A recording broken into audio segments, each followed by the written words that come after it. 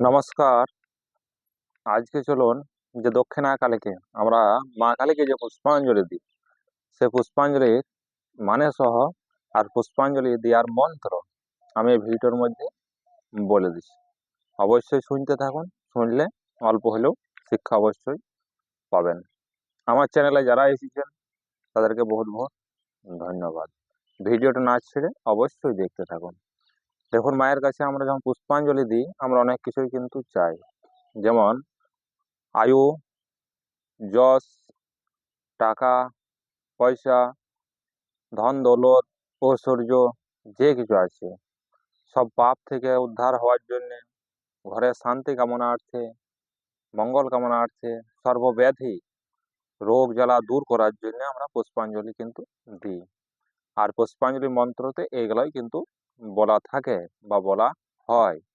ঠিক আছে, তো পুষ্পাঞ্জলিতে আমরা এত কিছুই কিন্তু চাই। ঠিক আছে, মান সম্মান প্রতিষ্ঠা যে কিছু প্রয়োজন সব কিছু কিন্তু পুষ্পাঞ্জলি মন্ত্র থেকে আমরা চাই, মায়ের কাছ থেকে চাওয়া হয়। যেমন আমি পুষ্পাঞ্জলি মন্ত্রটা বলছি, দেখুন ওইখানে মানে গেল বুঝতে পারবেন। যেমন পুষ্পাঞ্জলি কিন্তু কবার দিতে হয়? 3বার দিতে হয়।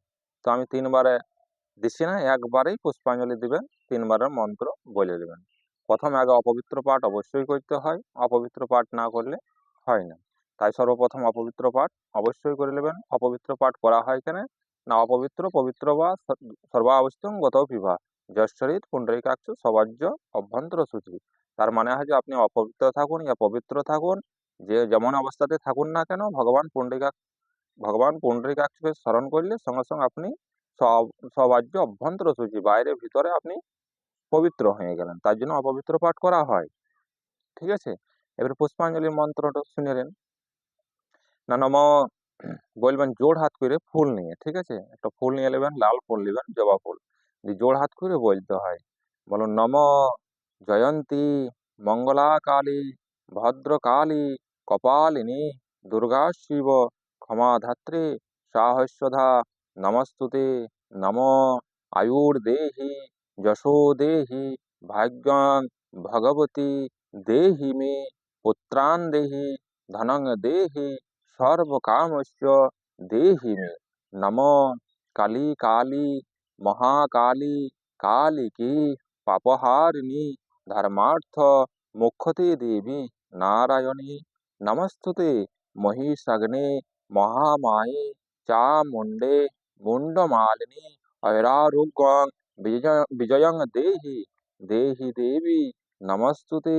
শরণাগত দীনার্ত পরিত্রাণ পরায়ণী সর্বস্বার্থী হরে দেবী নারায়ণী নমস্তুতে। সর্ববাধা বিনির্মুক্ত ধন ধান্য সুতান্বিত মনুষ্যমত প্রসাদেন ভবিষ্যতি না সংশয় হর না সংশয়।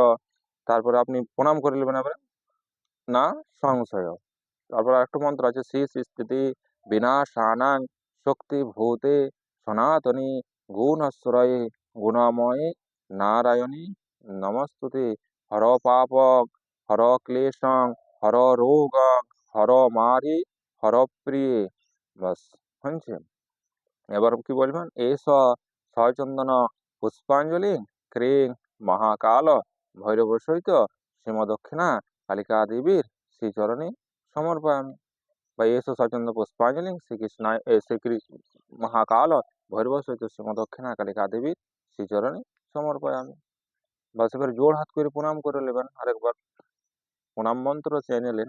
না জয়ন্তী মঙ্গলা কালী ভদ্রকালী কপালিনী দুর্গা শিব ক্ষমাধাত্রী সাহস্যধা নমস্তুতে। মন্ত্রহীন ক্রিয়াহীন ভক্তিহীন বিধিহীন বিধিহীনং চ সুরেশ্বরী যৎ পূজিতং মায়া দেবী পরিপূর্ণ তদস্তমে। এটার মানে হলো, আমি মন্ত্রও জানি না, তন্ত্রও জানি না, ধ্যান যোগ পুজো পাঠ কিছু জানি না, আমি যেমনি পারলাম সেভাবে তোমার চরণে পুষ্পাঞ্জলি নিবেদন করলাম। ঠিক আছে, তারপরে ইদং কর্মফল শ্রীকৃষ্ণের শ্রীচরণে সমর্পয়ামি। লাস্টে আপনি প্রণাম করে নমো ব্রহ্মণ্য দেবায় গো ব্রহ্মণ হিতায় চ জগদ্ধেতায় শ্রীকৃষ্ণায় গোবিন্দায় নমো নমঃ। এটা হলো পুষ্পাঞ্জলির মন্ত্র।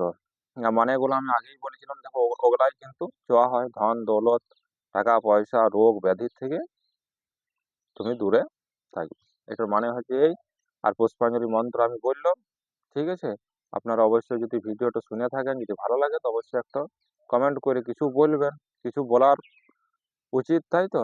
তাই কিছু বলবেন। সবাই সুস্থ থাকবেন, ভালো থাকবেন। ধন্যবাদ।